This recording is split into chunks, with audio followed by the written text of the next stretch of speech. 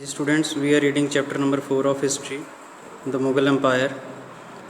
ਹੁਣ ਤੱਕ ਅਸੀਂ ਅਕਬਰ ਬਾਰੇ ਪੜ੍ਹ ਕੇ ਆਏ ਹਾਂ। ਅਕਬਰ ਤੱਕ ਪੜ੍ਹ ਲਿਆ ਅਸੀਂ ਮੁਗਲ ਅੰਪਾਇਰ। ਅਕਬਰ ਦੀ ਡੈਥ ਹੋ ਗਈ 1605 ਦੇ ਵਿੱਚ। ਅਕਬਰ ਦੀ ਡੈਥ ਤੋਂ ਬਾਅਦ ਉਹਦਾ ਜਿਹੜਾ ਬੇਟਾ ਹੈ ਜਹਾਂਗੀਰ, ਉਹਨੇ ਰੂਲ ਕਰਨਾ ਸ਼ੁਰੂ ਕਰ ਦਿੱਤਾ ਮੁਗਲ ਅੰਪਾਇਰ ਦੇ ਉੱਪਰ। ਜਹਾਂਗੀਰ ਦਾ ਪੀਰੀਅਡ ਹੈ 1605 ਤੋਂ ਲੈ ਕੇ 1627 ਤੱਕ। ਸੋ ਅਕਬਰ ਦੀ ਡੈਥ ਤੋਂ ਬਾਅਦ ਉਹਦਾ ਜਿਹੜਾ ਬੇਟਾ ਸਲੀਮ ਸੀਗਾ ਉਹ ਥਰੋਨ ਦੇ ਉੱਪਰ, ਰਾਜ ਸਿੰਘਾਸਨ ਦੇ ਉੱਪਰ ਬੈਠਦਾ ਹੈ with the name of Nuruddin Muhammad Jahangir. Jahangir ਦਾ ਮੀਨਿੰਗ ਹੁੰਦਾ ਹੈ ਕੌਨਕਰਰ ਆਫ ਦਾ ਵਰਲਡ, ਦੁਨੀਆ ਜਿੱਤਣ ਵਾਲਾ।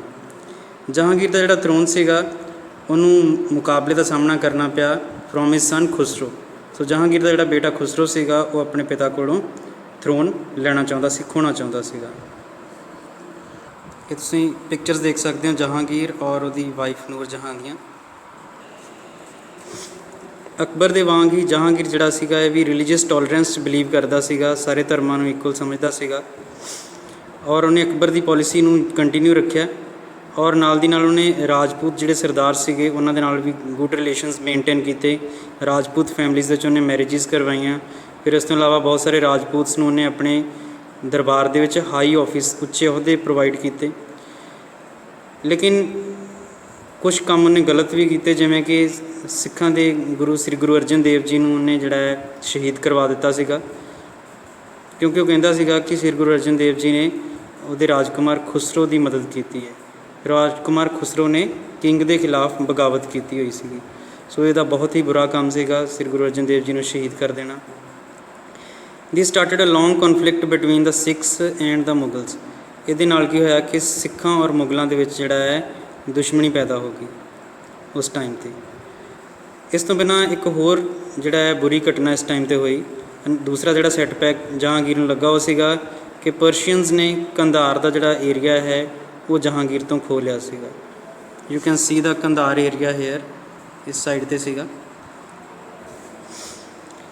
ਦੈਨ ਕੰਧਾਰ ਦਾ ਏਰੀਆ ਚਲੇ ਜਾਣ ਦਾ ਬਹੁਤ ਨੁਕਸਾਨ ਹੋਇਆ ਮੁਗਲ ਅੰਪਾਇਰ ਨੂੰ।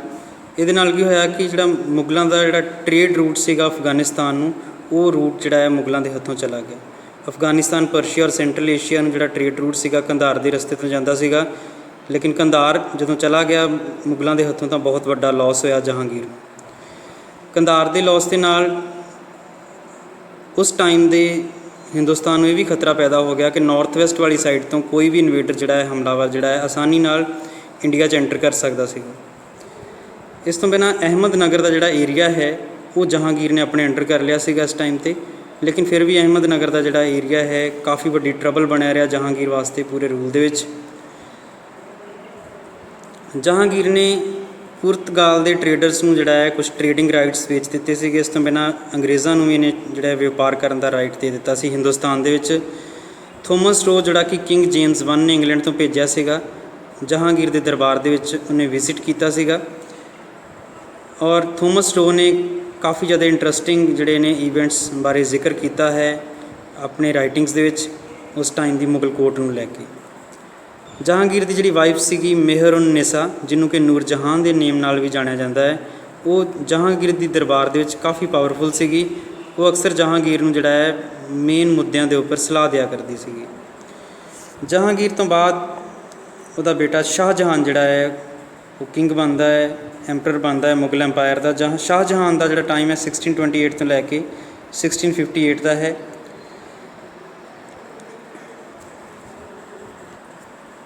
ਸ਼ਾਹਜਹਾਨ ਦਾ ਜਿਹੜਾ ਪੁਰਾਣਾ ਨਾਮ ਸੀ ਪ੍ਰਿੰਸ ਖੁਰਮ।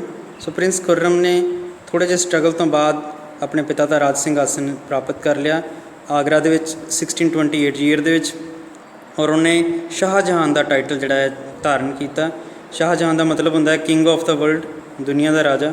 ਸ਼ਾਹਜਹਾਨ ਨੇ ਬਹੁਤ ਸਾਰੇ ਜਿਹੜੀਆਂ ਰਿਬੈਲੀਅਨ ਸੀ, ਬਗਾਵਤਾਂ ਸੀ, ਉਹਨਾਂ ਨੂੰ ਦਬਾ ਦਿੱਤਾ। ਲੇਕਿਨ ਕੰਧਾਰ ਦਾ ਏਰੀਆ ਜਿਹੜਾ ਹੈ ਉਹਨੂੰ ਉਹ ਪਰਸ਼ੀਅਨਸ ਤੋਂ ਵਾਪਸ ਪ੍ਰਾਪਤ ਨਹੀਂ ਕਰ ਸਕਿਆ। ਸ਼ਾਹਜਹਾਨ ਨੇ ਅਹਿਮਦ ਨਗਰ, ਬੀਜਾਪੁਰ, ਅਹਿਮਦ ਨਗਰ ਦੇ ਉੱਪਰ ਜਿਹੜੀ ਹੈ ਜਿੱਤ ਹਾਸਿਲ ਕੀਤੀ ਸੀਗੀ।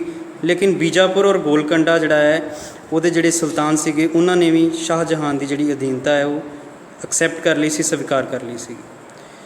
ਓਕੇਜਨਲ conflicts however broke out between the Mughals and these Deccan kingdoms. ਮੁਗਲਾਂ ਦੇ ਵਿੱਚ ਔਰ ਉਸ ਟਾਈਮ ਦੀ ਜਿਹੜੀ ਡੈਕਨ ਕਿੰਗਡਮ ਸੀਗੀਆਂ, ਡੈਕਨ ਦੀਆਂ ਕਿੰਗਡਮ ਸੀ, ਅਕਸਰ ਇਹਨਾਂ ਦੇ ਦੋਨਾਂ ਦੇ ਵਿਚਕਾਰ ਜਿਹੜਾ ਹੈ ਛੋਟੇ ਛੋਟੇ ਝਗੜੇ ਪੈਦਾ ਹੁੰਦੇ ਰਹਿੰਦੇ ਸੀਗੇ। Some Maratha warriors like Shivaji Bhonsle entered the services of the Deccan kingdoms and trained groups of Maratha soldiers to fight against the Mughals. ਕੁਛ ਜਿਹੜੇ ਮਰਾਠਾ ਯੋਧੇ ਸੀ ਜਿਵੇਂ ਸ਼ਾਹਜੀ ਭੋਂਸਲੇ, ਇਹਨਾਂ ਨੇ ਬਹੁਤ ਸਾਰੇ ਮਰਾਠੇ ਸਿਪਾਹੀਆਂ ਨੂੰ ਟ੍ਰੇਨ ਕੀਤਾ ਤਾਂ ਕਿ ਉਹ ਮੁਗਲਾਂ ਦੇ ਖਿਲਾਫ ਲੜਾਈ ਕਰ ਸਕਣ।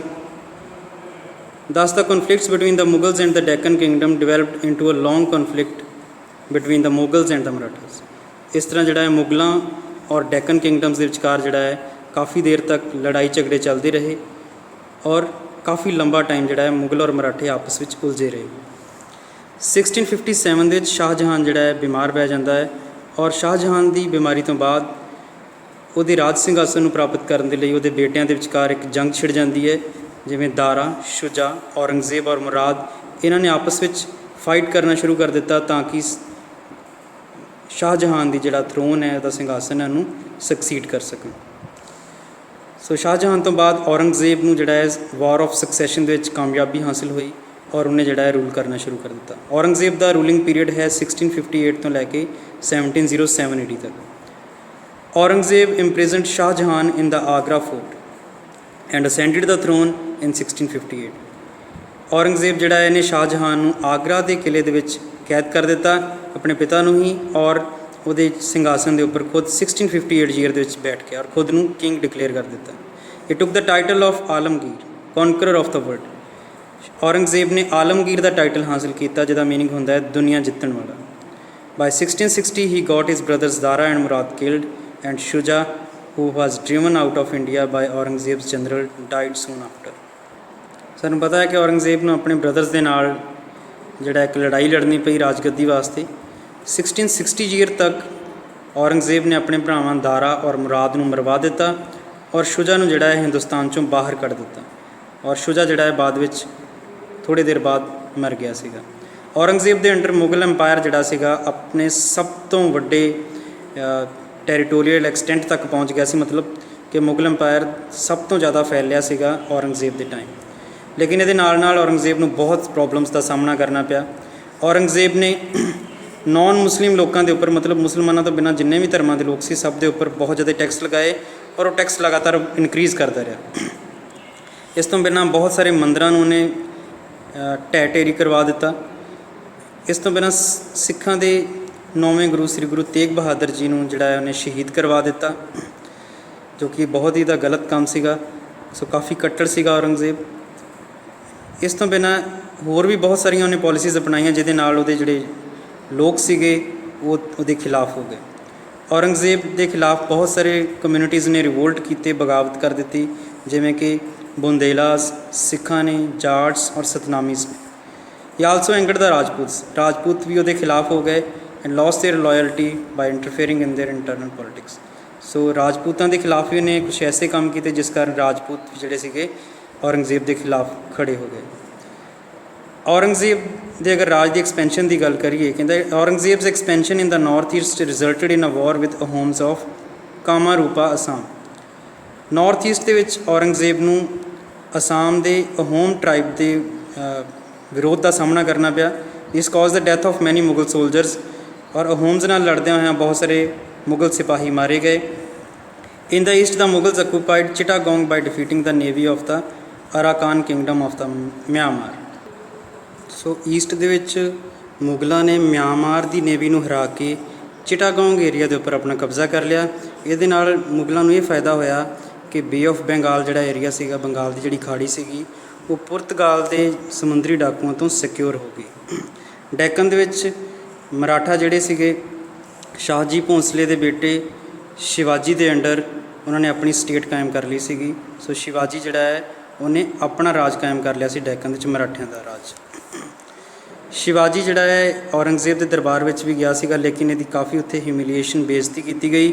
ਇਸ ਤੋਂ ਗੁੱਸੇ ਦੇ ਵਿੱਚ ਆ ਕੇ ਵਾਪਸ ਜਦੋਂ ਆਇਆ ਸ਼ਿਵਾਜੀ ਤਾਂ ਉਹਨੇ ਡੈਕਨ ਦੇ ਵਿੱਚ ਆ ਕੇ ਸੂਰਤ ਏਰੀਆ ਨੂੰ ਕਾਫੀ ਲੁੱਟਿਆ ਔਰ 1674 ਦੇ ਵਿੱਚ ਉਹਨੇ ਡਿਕਲੇਅਰ ਕਰ ਦਿੱਤਾ ਆਪਣੇ ਆਪ ਨੂੰ ਕਿ ਮੈਂ ਛਤਰਪਤੀ ਹਾਂ, ਕਿ ਮਰਾਠਾ ਰਾਜ ਦਾ ਬਾਦਸ਼ਾਹ ਹਾਂ। ਬਹੁਤ ਸਾਰੀਆਂ ਵਾਰਸ ਹੋਈਆਂ ਮੁਗਲਾਂ ਔਰ ਮਰਾਠਿਆਂ ਦੇ ਵਿੱਚ ਡੈਕਨ ਏਰੀਆ ਦੇ ਵਿੱਚ, ਔਰ ਆਖਿਰਕਾਰ ਸ਼ਿਵਾਜੀ ਦੀ 1680 ਦੇ ਵਿੱਚ ਡੈਥ ਹੋ ਗਈ।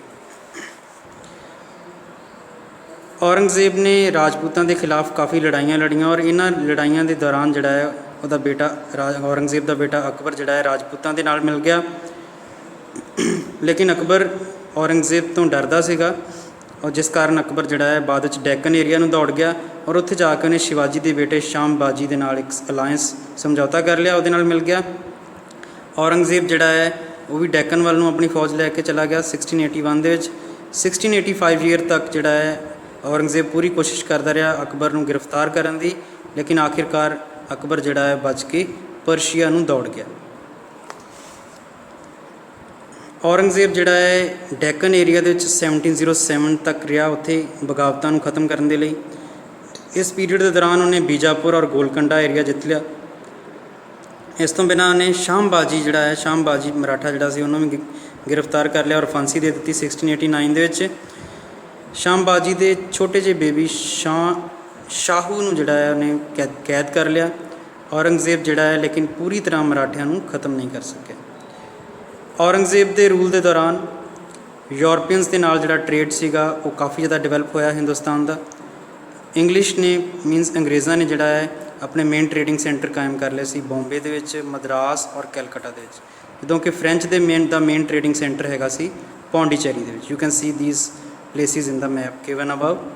ਔਰੰਗਜ਼ੇਬ ਦੀ ਡੈਥ ਹੋ ਜਾਂਦੀ ਹੈ 1707 ਦੇ ਵਿੱਚ ਔਰ ਇਸ ਤੋਂ ਬਾਅਦ ਉਹਦੇ ਬੇਟਿਆਂ ਦੇ ਵਿੱਚ ਜਿਹੜੀ ਹੈ ਵਾਰ ਆਫ ਸਕਸੈਸ਼ਨ ਜਿਹੜੀ ਹੈ ਸ਼ੁਰੂ ਹੋ ਜਾਂਦੀ ਹੈ, ਤਖਤ ਵਾਸਤੇ ਲੜਾਈ ਸ਼ੁਰੂ ਹੋ ਗਈ ਸੀਗੀ। ਸੋ ਦਿਸ ਕਨਕਲੂਡਸ ਦਾ ਟੋਪਿਕ।